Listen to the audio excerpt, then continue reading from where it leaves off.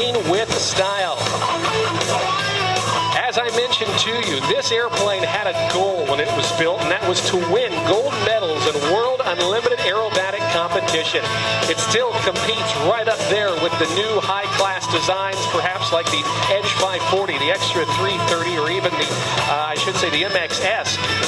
But this aircraft that we see here today is so incredibly strong that the airplanes and the technology that we see are no longer limited by their structural capabilities, but rather the structural capability and the physical stamina of the pilot inside.